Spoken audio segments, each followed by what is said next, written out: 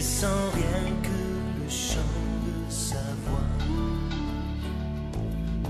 Tous ensemble. Je suivrai mon Seigneur et mon Maître, sans jamais m'éloigner de ses bras, sans que rien ici-bas ne m'arrête, et sans rien que le chant de sa voix. Je vivrai de bonheur et de grâce. Nous allons ouvrir la parole de Dieu dans l'Évangile selon Matthieu, au chapitre 25 et au verset 14. Matthieu 25, à partir du verset 14, où Jésus raconte la parabole connue suivante. Il en sera comme d'un homme qui partit pour un voyage.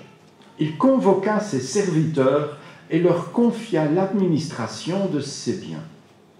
Il remit à l'un 5 lingots, à un autre 2 et à un troisième un seul, en tenant compte des capacités personnelles de chacun. Puis il s'en alla. Celui qui avait reçu les 5 lingots se mit sans tarder à les faire fructifier, de sorte qu'il en gagna 5 autres. Celui qui en avait reçu 2 fit de même, et en gagna 2 autres. Quant à celui qui n'en avait reçu qu'un, il s'en alla creuser un trou dans la terre pour y cacher l'argent de son maître. Longtemps après, le maître de ses serviteurs revint et leur fit rendre compte de leur gérance. Celui qui avait reçu les 5 lingots se présenta, apportant les 5 lingots supplémentaires qu'il avait gagnés. « Maître, dit-il, tu m'avais remis 5 lingots, j'en ai gagné 5 autres, les voici. » « Très bien, lui dit son maître, tu es un bon serviteur, en qui l'on peut avoir confiance. Tu t'es montré fidèle en peu de choses. C'est pourquoi je t'en confie de plus grandes. Viens, entre dans la joie de ton maître. » Celui qui avait reçu les 2 lingots se présenta aussi et dit « Maître, tu m'avais remis 2 lingots, j'en ai gagné 2 autres. Les voici. » « Très bien, lui dit son maître. Tu es un bon serviteur, en qui l'on peut avoir confiance. Tu t'es montré fidèle en peu de choses. C'est pourquoi je t'en confierai de plus importantes. Viens, entre dans la joie de ton maître. » Jusqu'à là. Prions.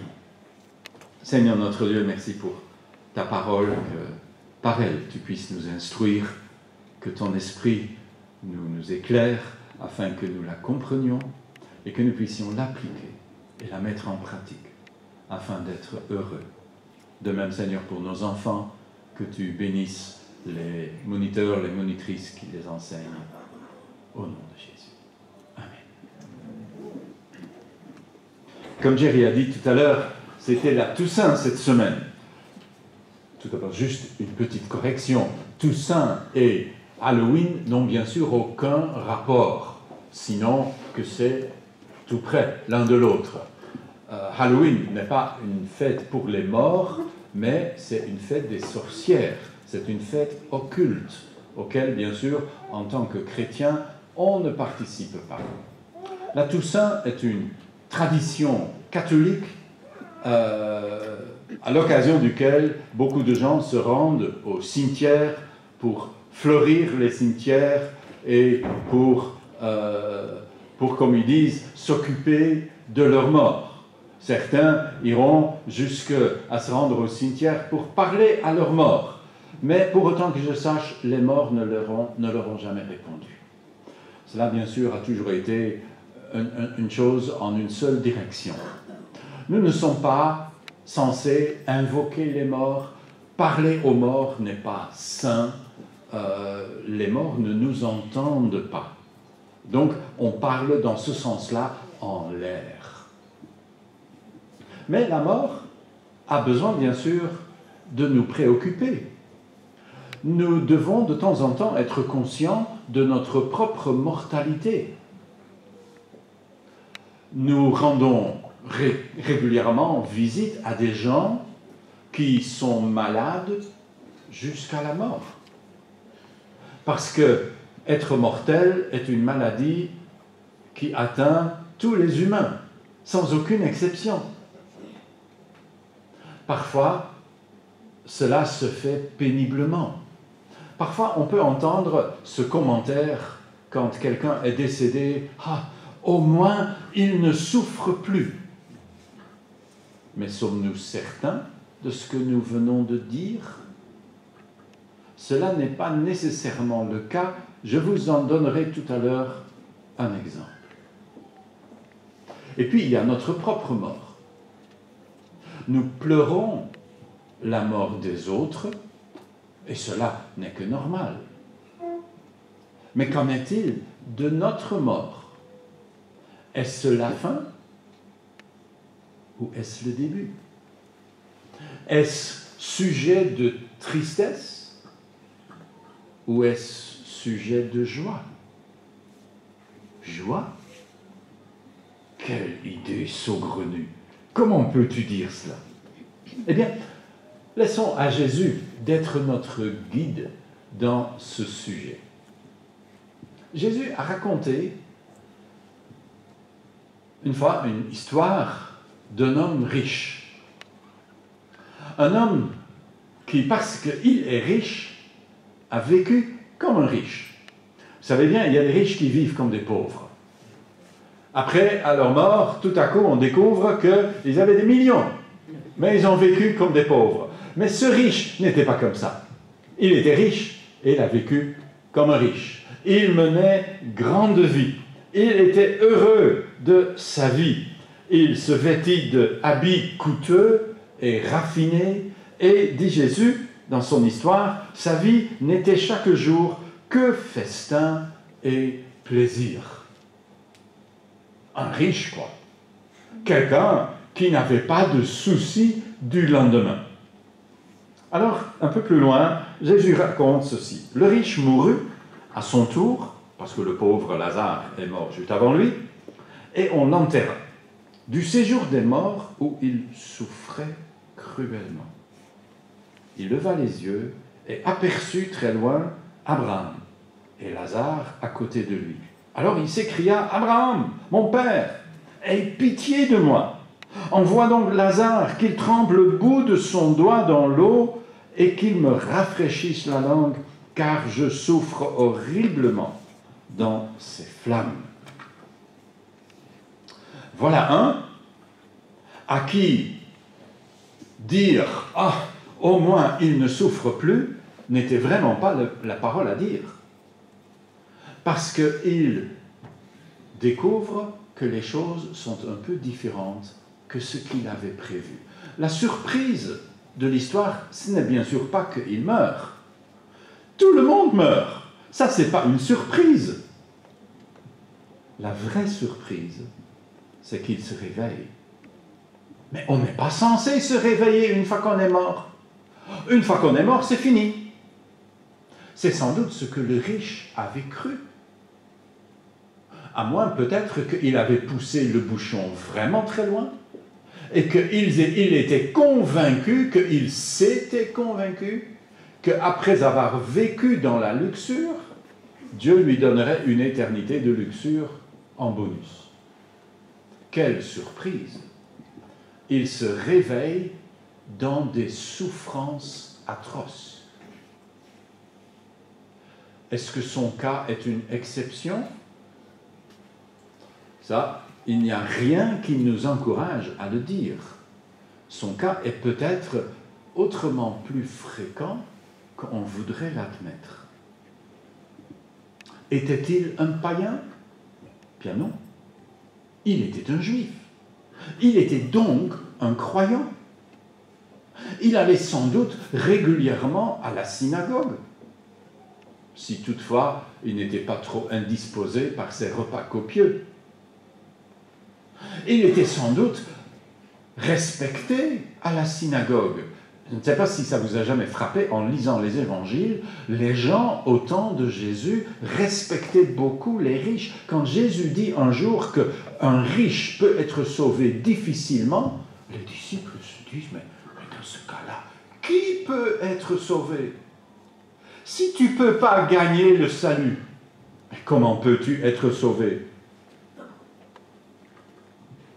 À l'enterrement, Jésus mentionne. Il mentionne juste qu'il est enterré, bien sûr. J'imagine qu'à son enterrement, il y a un rabbin ou l'équivalent qui a fait un beau discours, peut-être même qu'il y en a plusieurs. Cet homme était un pilier de la société. Notre société fonctionne à cause des riches, non? C'est ce qu'on a toujours dit. Probablement, on a dit avec beaucoup d'éloges combien cet homme a été toujours un soutien à la synagogue. Et blablabla. Bla, bla. Et tout ça, ce qu'on dit, quoi, des bêtises. Parce que toujours est-il qu'il se réveille dans les flammes du séjour des morts. Jésus dit ça. Puis-je proposer qu'il est le seul qui connaît ces choses par le détail? Que Jésus est le seul qui peut nous parler avec autorité sur l'au-delà? Le riche avait probablement pensé que la mort était la fin. Et ce n'était pas vrai. Il découvre à ses dépens que la mort n'est pas la fin. Il se réveille. Il était sans doute un croyant. Comment est-ce qu'il s'adresse à Abraham? Abraham, mon père. Il était un fils d'Abraham, comme tous les Juifs. Il n'était pas un païen. Il n'était pas un athée. Pas en théorie, du moins. Il était un athée pratique. Il croyait en Dieu, mais ça ne faisait aucune différence dans sa vie. Il vivait comme un athée, mais il croyait comme un juif. Et il se réveille dans les flammes du séjour des morts. La mort n'est pas la fin. Nous avons bien sûr d'autres indications dans l'Écriture pour nous en assurer. Permettez-moi d'en rappeler un. Jésus a ressuscité à 3 reprises des gens de la mort. La fille de Jairus, le jeune homme fils de la veuve de Nain et Lazare, son ami. La jeune fille, peu de temps après avoir expiré, le jeune homme sur le chemin d'être enterré, et Lazare, 4 jours depuis son enterrement. Jésus va rappeler chacun de ces 3 personnes de la mort, et leur corps trépassé reprend vie. Qui est revenu? Est-ce qu'ils étaient un corps tout juste animé de vie, ou est-ce que c'était les mêmes qui ont continué ou repris leur vie? La jeune fille, est-ce que les parents l'ont reconnue au travers de tout ce en quoi on reconnaît quelqu'un que c'était bien la même? Ou est-ce que c'était une autre? Lazare, est-ce qu'à sa mort, son âme a péri et il n'y avait plus rien? Mais dans ce cas-là, comment peut-il revenir? Est-ce que c'était un corps avec une nouvelle âme? Non, je ne pense pas. C'était le même. C'est notre Lazare. Changé. Ah oui, ça c'est certain. Parce que 4 jours de mort change un homme. C'est ce qu'on dit d'ailleurs de tous ceux qui ont subi un double, triple ou quadruple pontage de cœur. Ils ne sont plus tout à fait pareils. Et ces morts revenus n'étaient sans doute en ce sens-là pas tout à fait pareils. Ils étaient marqués par leur expérience. Mais ils sont revenus. Et si ils sont revenus, c'est qu'ils étaient partis quelque part. C'est que donc la mort n'est pas la fin. C'est que nous allons tous survivre à notre mort. Notre corps meurt, mais notre moi ne meurt pas. Il y a aujourd'hui comme une conspiration du silence autour de la mort. Ce n'est pas de bon ton que de parler trop de la mort. C'est un peu lugubre. Il vaut mieux ne rien dire. Et ce n'est que très rare qu'on dira à un mourant qu'il est un mourant. On lui dira beaucoup plus souvent « Oh, ce n'est pas si grave, tu sais bien, ça va aller mieux. » Mais ça ne va pas toujours aller mieux. Un jour, nous serons tous des mourants. Et peu importe le blablabla qu'on nous dira, nous saurons, si on est conscient, que notre dernière heure approche. Brisons la conspiration du silence. On a droit à se préparer à la mort. On ne doit pas voler ce droit à quelqu'un. Oh, il faut utiliser beaucoup de tact, nous sommes bien d'accord. On ne va pas brutalement... Non, c'est pas comme ça. Mais on ne va pas voler la mort à quelqu'un. C'est la dernière possibilité pour se préparer. Pour quelqu'un qui a vécu sans Dieu, a d'autant plus forte raison. Dieu utilise beaucoup de moyens pour nous préparer à la mort. Dans le prophète Amos, au chapitre 4, Dieu parle au travers du prophète au peuple d'Israël. Et Dieu lui dit un tas de choses extrêmement négatives. Des choses dures à entendre. Je vous ai envoyé la guerre. Je vous ai envoyé la famine. Je vous ai envoyé ceci ou cela. Et à 5 reprises, en Amos 5, vous avez en Amos 4, vous avez ce refrain. Malgré cela, vous n'êtes pas revenus à moi. Dieu dit ça. C'est comme si Dieu nous dit, c'est moi qui vous ai envoyé un cancer. Mais malgré cela, vous n'êtes pas revenus à moi. Je vous ai envoyé la perte de votre travail, mais malgré cela, vous n'êtes pas revenus à moi. Je vous ai envoyé l'échec aux examens, mais malgré cela, vous n'êtes pas revenus à moi. Ça, c'est ce que Dieu dit à Amos. C'est une parole dure à entendre. Parce que nous sommes peu à peu un peu éduqués dans l'idée que Dieu n'envoie que des bonnes choses. Dieu, c'est un peu Père Noël en mieux. Mais Dieu dit en Amos le contraire. Et puis, laissez-moi vous lire la conclusion. Au verset 12 de Amos 4. C'est pourquoi, Israël, voici comment j'agirai avec toi. Et puisque je vais agir contre toi, tiens-toi prêt, Israël, à rencontrer Dieu. Car attention, c'est lui qui a fait les montagnes et qui a créé le vent. C'est lui qui fait connaître à l'homme sa pensée. Lui qui des ténèbres fait naître l'aube. Lui qui marche sur les sommets, les hauteurs de la terre. Son nom est l'Éternel, Dieu des armées célestes. Prépare-toi à rencontrer ton Dieu. Brisons la conspiration du silence. On a droit de savoir qu'on va devoir paraître devant Dieu. Si on n'y croit pas, ça c'est sa responsabilité.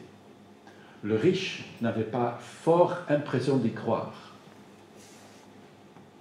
Mais il a découvert qu'il a eu tort quand il s'est réveillé et que le cauchemar sans fin a commencé. Sans fin. Ça, c'est ce que dit la Bible. Ça, c'est ce que dit Jésus. Et Jésus semble être très bien au courant. La mort n'est pas la fin. Revenons à la parabole que nous avons lue. Parce que je voudrais aller dans une toute autre direction. Mon but n'est pas de tenir un discours. On a besoin de cela. Mais la Bible nous donne aussi un autre discours qui me semble être important d'entendre. Quelle image remarquablement positive que ce que Jésus donne à Matthieu 25. Oublions le troisième serviteur.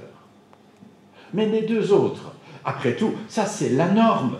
Quand on sert Dieu, c'est comme ça. On fait ça de bon cœur, pas comme le troisième serviteur qui le fait de mauvaise grâce.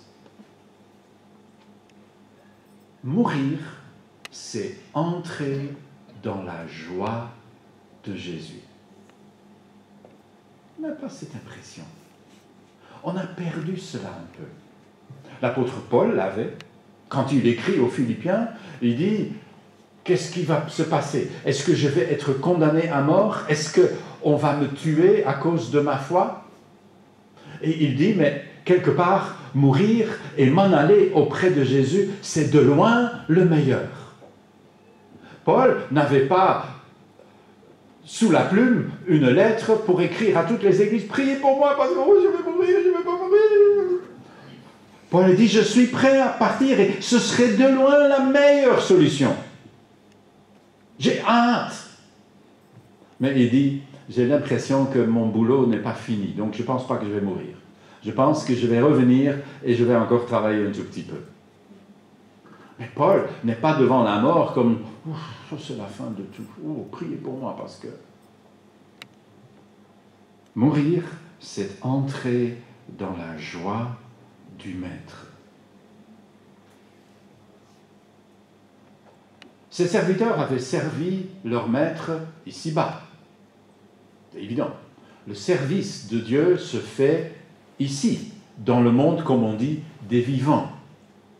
C'est ici sur terre que nous sommes appelés à nous occuper avec les talents que Dieu nous donne pour les multiplier, pour doubler la mise, pour pouvoir se présenter un jour devant Dieu, Seigneur, tu m'as donné ça et voilà ce que ça a rapporté.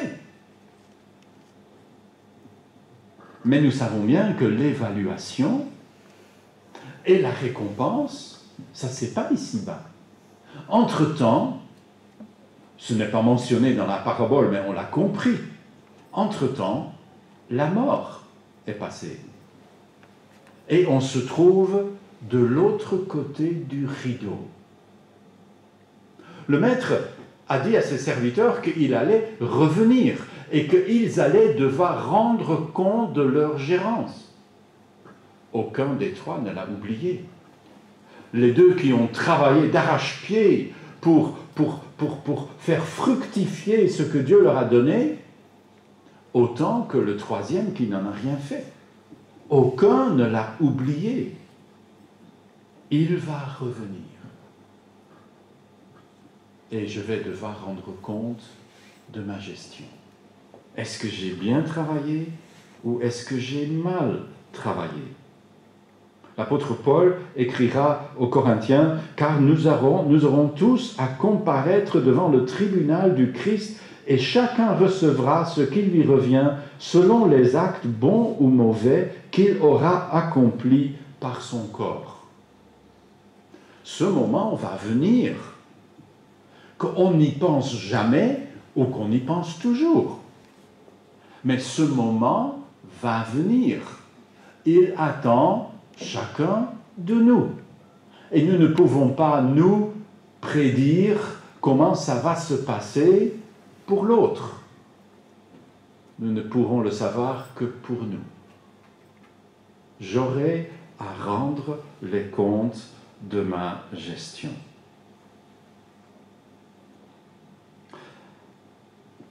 Mourir pour un disciple de Jésus-Christ, qu'il a fidèlement servi de sa vie, c'est entrer dans la joie de son maître. On ne peut guère rater l'enthousiasme dans l'au-delà, dans ses serviteurs. Ils ne sont pas là en train de dire « Oh, c'était si difficile ». Ils sont enthousiastes. « Maître, tu m'as donné 5 talents. Regarde, 5 autres ». Non pas qu'ils sont en train de mériter leur salut, il n'en est rien bien sûr.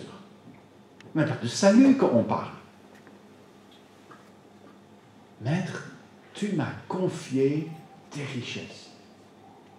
Voilà ce que j'en ai fait. Que faisons-nous de nos talents, de nos dons? Est-ce que nous les enterrons dans la terre ou est-ce que nous servons Dieu avec? On peut avoir beaucoup de genres de dons et de talents différents. C'est évident. On peut avoir comme don le privilège de servir notre conjoint. Parce que Dieu nous a donné comme cadeau notre conjoint. C'est un cadeau, non? J'espère qu'on est tous encore d'accord. C'est un cadeau. Quand Dieu te donne un mari, ma sœur, comment vas-tu t'occuper de ton mari? Comment vas-tu travailler avec ce beau don que Dieu t'a fait? Tu pourrais bien sûr lui tenir systématiquement le commentaire quand il veut aller à l'église. « Ah, tu vas encore partir, tu vas me laisser tout seul, moi je n'ai pas envie de venir. » Tu auras à rendre compte pour chaque parole vaine que tu auras prononcée. Ou tu pourras venir et entendre « Bien fait, ma fidèle servante, tu as fait un homme de Dieu de ce mari que je t'ai donné. Tu l'as encouragé, tu l'as stimulé pour qu'il me serve. » Combien d'hommes de Dieu ont derrière eux à la maison le secret d'une épouse croyante? Si tout ce que Dieu t'a donné, c'est de balayer ton usine où tu as été embauché, pourras-tu dire un jour à Dieu avec fierté, « Maître, il n'y a jamais eu d'usine plus propre que là où moi j'ai balayé. Parce que moi j'ai balayé à ta gloire. » Qu'est-ce que je fais avec les dons que Dieu me donne? Enterrer ces dons est quelque chose d'extrêmement fréquent et habituel. Nous devons lutter contre cela. Parce que un jour, nous aurons à rendre compte de la gestion de notre vie. Seigneur, tu m'as donné ça, ça, ça, ça. À l'un un peu plus, à l'autre un peu moins, à l'autre peut-être vraiment pas beaucoup. Selon les capacités personnelles de chacun, dit Jésus dans la parabole. On n'est pas tous pareils. Peut-être pas très démocratique, mais c'est comme ça. Et on l'avait bien sûr déjà découvert. On n'est pas tous pareils. Il y a des gens extrêmement doués et des gens moins doués. Mais nous avons tous des dons. Et nous devons travailler avec pour que nous puissions au moins doubler la mise le jour où nous aurons à nous présenter devant le Seigneur. Alors, si nous avons travaillé fidèlement, si notre cœur était à la bonne place et notre transpiration également, alors nous entendrons nous aussi, entre dans la joie de ton être. Chers amis, mourir, c'est ça pour un chrétien. Entrer dans la joie de son maître. C'est pour cela qu'à l'enterrement d'un chrétien, on peut chanter avec joie « À toi la gloire, ô ressuscité, craindrai-je encore, il vit à jamais, celui que j'adore, le prince de paix. » Nous entrerons dans la joie. Dans l'armée du salut dans laquelle je suis devenu chrétien, sur les pages nécrologiques, vous ne lirez jamais « mort » ou « décédé ». Vous lirez toujours « promu à la gloire ». Ça donne une toute autre idée, non? Ça, c'est l'idée qu'il y a ici dans la parabole. La mort n'est pas la fin de tout. C'est le transfert vers une autre étape qui sera infiniment meilleure. Entre dans la joie de ton maître. La joie d'avoir réussi. Quelle joie n'y a-t-il pas dans cette vie quand tu as eu une épreuve et que tu l'as réussi? Ah, j'ai eu mon bac. J'ai eu mon diplôme. J'ai réussi. C'est quelque chose de bien. Et quelle joie de pouvoir dire un jour à Christ, Seigneur, tu m'as donné ceci ou cela. Voilà ce que j'ai fait avec. J'ai fait quelque chose de bien. Non pas moi, mais ta grâce qui m'a assisté. La joie d'avoir été digne de la confiance que le Christ a placée en nous. Je te confie ça parce que je sais que je peux te faire confiance et venir et dire, Seigneur, voilà ce que c'est devenu. Merci. Je te l'offre. Vous voyez leur enthousiasme. Tu m'as donné ça et regarde ce que c'est devenu. Mais ces gens sont complètement enthousiastes. Ils ne disent pas, oh, j'ai eu une vie tellement compliquée.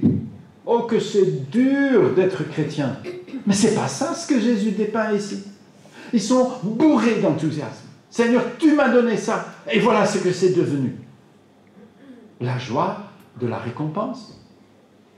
Bien sûr qu'on ne va pas travailler en vue de la récompense. Ce serait un peu matérialiste. Mais il ne faut pas non plus oublier travailler en vue de la vie éternelle. Il y a une couronne qui nous attend. La couronne attend les vainqueurs. Mais soyons des vainqueurs. La joie de compter parmi les confidents de notre Maître. Je vais te confier la gouvernance de 5 ou de 10 ou de peu importe combien de vies. Autrement dit, on va travailler ensemble. Tu seras membre de mon conseil. J'ai confiance en toi pour l'éternité. Mourir, entrer dans la joie du Maître. Bien sûr, il va falloir comparer, il va falloir évaluer. Le riche, dans l'histoire de Jésus, a aussi évalué. Bien sûr. Il a évalué sa vie actuelle et ce qui se passe après la mort. Et il a considéré qu'après la mort, ça ne pèsera pas bien lourd. Donc il a tout misé sur sa vie actuelle. Et quelle catastrophe quand il se réveille de l'autre côté. La mort l'a rattrapé, comme la mort nous rattrapera toujours. Et à ce moment-là, on va poser les vraies questions. Il y a bien sûr aussi des gens qui se font voler la vie à cause de la mort. Ils vivent dans la crainte de la mort. « Oh Seigneur, je suis tellement pécheur, ça va tellement mal. » Et on dirait que tout est négatif. On a une église aux Pays-Bas qu'on appelle l'église des bas noirs. Parce que être chrétien, c'est tellement sérieux et tellement triste que les femmes sont toujours en bas noirs, les hommes toujours avec une cravate noire et le visage toujours sur 6 heures pile. Ils se font voler la vie par la mort. Ah, memento mori en latin. Rappelle-toi que tu vas mourir. Oh, que c'est triste. Mais Jésus ne nous a-t-il pas délivrés de la crainte de la mort? On n'a pas besoin de vivre plié en deux devant la mort qui va venir. Jésus nous brosse heureusement une toute autre image. Oui, si tu as vécu sans Jésus, crains la mort. Mais vous savez, le comble, c'est que ceux qui ne craignent pas Jésus ne semblent pas beaucoup craindre la mort non plus. Non, nous devons bien sûr vivre comme ses serviteurs. Je peux vivre pleinement selon Dieu et jouir de la vie qu'il me donne. Jouir. Ce n'est pas toujours une vie de plaisir. Nous le savons bien, je vais vous en lire un exemple. Mais je peux vivre pleinement dans la joie, non pas dans la joie de mes circonstances, mais dans la joie que je peux servir Christ dans ces circonstances et un jour entrer dans la joie de mon Maître. Est-ce que ça en vaut la peine de suivre Jésus-Christ? Laissez-moi vous lire un court chapitre dans ce livre « Où est ta foi ?» que je peux vraiment vous recommander si vous aimez les histoires. Si vous n'aimez pas les histoires, achetez un livre de maths, ça sera beaucoup mieux. Mais si vous aimez les histoires, ça c'est pas mal. Est-ce que Jésus en valait la peine? Imaginez une conversation entre Paul, l'apôtre, et un certain Jonathan, un ami de l'époque où Paul ne connaissait pas encore le Christ. Jonathan rend visite au vieil apôtre au cours de ces 2 années passées dans la prison de Félix à Césarée. Actes 24-25. Jonathan fut escorté jusque dans la petite cellule miteuse. Son vieil ami leva les yeux vers lui, assis à une table couverte de parchemin. Une odeur de moisi flottait dans l'air. Jonathan essaya de ne pas avoir l'air trop choqué. Paul eut l'air hésitant pendant un petit instant.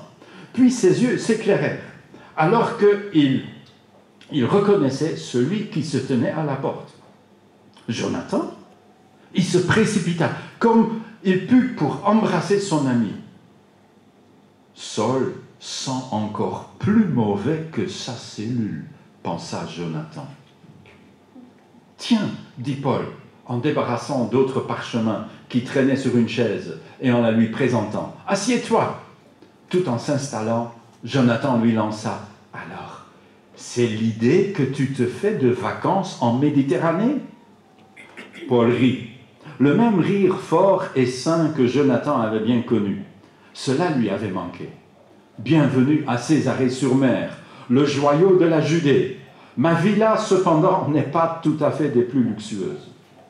Ils sourirent tous deux en silence pendant un petit moment. Puis Paul enchaîna. « Je suis heureux de te revoir, Jonathan. Mais regarde-toi, Paul, tu as vieilli avant l'âge. Tu marches comme un vieux père. » Paul se remit à rire. Il avait toujours aimé la franchise de Jonathan. « Comment t'es-tu fait cette vilaine cicatrice au-dessus de l'œil » demanda Jonathan. « Oh, j'ai eu une pierre sur la tête quand j'étais à Lystre. »« Tu t'es fait lapider » s'exclama Jonathan. « Paul, mais que t'est-il arrivé ?»« Eh bien, après que le prêtre de Zeus ait voulu... »« Non, je ne parle pas de la lapidation. Je peux deviner tout cela. Je veux savoir ce qu'il est arrivé à Saul que je connaissais. On ne s'est pas parlé depuis 20 ans. » Les yeux de Jonathan s'embuèrent. « Mais nous étions amis avant. Tu faisais partie de mes proches. Certains de mes meilleurs souvenirs sont les heures passées à débattre de la Mishnah, un livre juif, ou de la politique. Oui, et je gagnais chaque fois. Oui, même quand tu perdais. » Les deux hommes s'esclaffèrent. Les vieilles plaisanteries levaient un peu la gêne qu'ils ressentaient. « La dernière fois que nous nous sommes vus, c'était juste après que le conseil t'ait accordé le droit d'aller à Damas. Tu te rappelles? Tu étais tellement en colère contre les gens de cette secte nazaréenne. J'essayais de t'amener à voir les choses un peu plus comme Gamaliel. Mais c'était impossible de te faire changer d'avis. On ne peut pas laisser ce poison se répandre, me disais-tu. Et puis, quelques jours plus tard, j'entends dire qu'on complote pour te faire tuer parce que c'est toi qui répands le poison à Damas. Sais-tu ce qui m'est arrivé? Demanda Paul. Bien sûr, répliqua Jonathan. Tout le monde connaît ton histoire. Mais Saul, ça, Jonathan montre la cellule d'un geste de la main. Quoi? Les yeux de Paul portaient à nouveau ce regard intense qui lui était familier. Tu n'as pas l'impression que c'est allé un peu loin? Tu aurais pu devenir l'un des chefs du Sanhédrin. Et au lieu de ça, tu as passé des dizaines d'années à errer dans tout l'Empire comme un fanatique, fuyant les attaques et prêchant ce Jésus comme un insensé. Et tu as tout perdu. Tu as perdu ta foi. Tu as perdu une brillante carrière. Tu as perdu tous tes amis. Tu as perdu ta jeunesse. Tu n'as pas de famille, pas de maison, pas d'argent. Et maintenant, tu es devenu un prisonnier de Rome, Saul. Et si tu décidais un jour de rentrer à Jérusalem, je ne donne pas cher de ta peau. Ta vie ressemble à un gros gâchis. C'est pour ça que je suis venu te voir aujourd'hui. Avant que tu ne sois plus là, je voulais te poser une question. Saul, est-ce que Jésus en valait la peine? Paul pria en silence avant de répondre. Ma vie est effectivement un gros gâchis. Si Jésus n'est pas ressuscité des morts, si le corps de Jésus a été volé comme le prétend ton conseil, je suis un fou, parmi les plus à plaindre de tous les hommes. Mais Jonathan, si Jésus est ressuscité, alors quoi? Alors ma foi, je ne l'ai pas perdue, mais bien trouvée. Alors ma carrière a été merveilleusement brillante. Alors j'ai une famille et des amis à travers toute l'Asie mineure. Si Jésus est ressuscité, si je fais sa volonté, s'il me donne tout ce dont j'ai vraiment besoin, et s'il me guide sûrement vers son royaume céleste, pourquoi aurais-je honte? Pourquoi aurais-je besoin d'argent, de maison ou de liberté? Alors, Jonathan, la vraie question c'est, Jésus est-il ressuscité? La réponse à cette question détermine si je suis en train de gâcher ma vie dans une prison romaine ou si toi, tu gâches la tienne dans la bonne société juive. Jonathan resta silencieux pendant quelques instants. Puis il soupira. Je n'en sais rien. L'histoire du vol de ce corps me paraît de moins en moins crédible. Je ne comprends pas pourquoi les disciples de Jésus s'exposeraient à de telles souffrances pour un mensonge qui ne leur apporte rien. Et puis, il y a les miracles. Et il y a toi. Je ne sais pas trop quoi penser de ta vie. Je n'ai moi-même jamais cru dans le judaïsme comme toi tu crois maintenant en Jésus. Mais honnêtement, Saul, j'ai peur de me pencher de trop près sur la question. Si je me mets à croire à la résurrection de Jésus, moi je perds tout. Et ça me fait très peur. Je ne pense pas être capable de faire ça. Il montra de nouveau la cellule. Les yeux de Paul étaient remplis de douceur, mais ses mots étaient sévères. Alors, Jonathan, tu te soucies davantage de ton confort et de ta sécurité que de Dieu et de la vérité? Ta crainte de les perdre est la source de ton incrédulité. Jésus a dit un jour, « Celui qui voudra sauver sa vie la perdra, mais celui qui la perdra à cause de moi la retrouvera. » Que servira-t-il à un homme de gagner le monde entier s'il perd son âme? Que pourra donner un homme en échange de son âme? Alors Jonathan, il faut que je te pose cette question. Est-ce que ta sécurité et ton confort valent la peine de perdre ça? Cesse donc de regarder ce que tu perdrais si Jésus était bel et bien ressuscité et regarde à ce que tu gagnerais. Le visage défait de Paul devint soudain radieux. Mais je vais répondre à ta question. Oui, Jonathan, Jésus en valait plus que la peine. Si je compare ma vie passée et ma vie actuelle, tout ce que j'ai perdu n'est que ordure par rapport à tout ce que j'ai gagné en lui.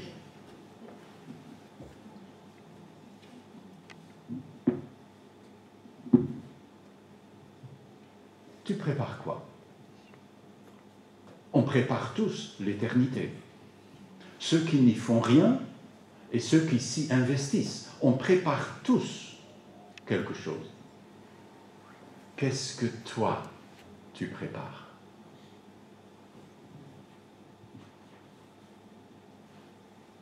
Quelle est la comparaison que tu as faite?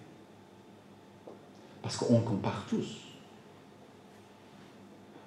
Bram et Sun, ils se sont préparés pendant des mois pour leur mariage. Ils ont jugé que perdre leur belle vie indépendante, ça valait le coup contre ce qu'ils espéraient trouver une fois mariés. C'est encore un peu tôt de leur demander si on a été déçus, mais je ne pense pas. On est tous comme ça. En vue de ce qu'on veut obtenir, on est prêt au plus grand sacrifice. Regarde les sportifs. Ils ont une vie de... Bon, je ne peux pas dire ça. Ils ont une vie difficile. Non? Parce qu'ils veulent un jour obtenir une médaille d'or. Et certains ne vont jamais l'obtenir.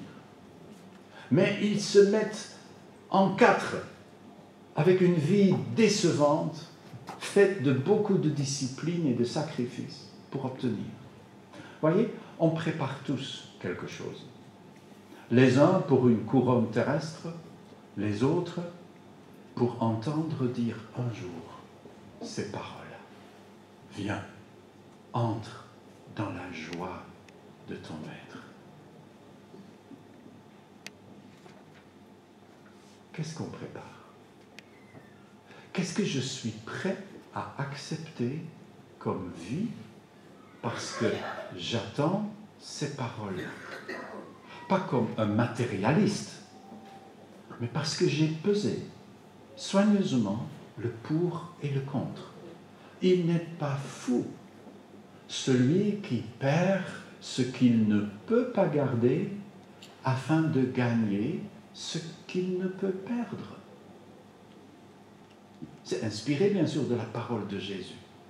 Il est fou, celui qui mise tout sur cette courte vie et qui oublie l'éternité sans fin qui vient. Jésus raconte cette parabole, oui, pour nous prévenir de ne pas jouer au jeu du troisième serviteur. Mais je ne veux pas parler de lui aujourd'hui. Pensons à ces deux autres par lesquels Jésus nous dit, mais tu vois, arrête de te peiner de la mort. Un jour, tu entendras, et je m'en porte garant. Viens, entre dans la joie de ton maître. Mourir, c'est entrer dans la joie de Jésus. Prie.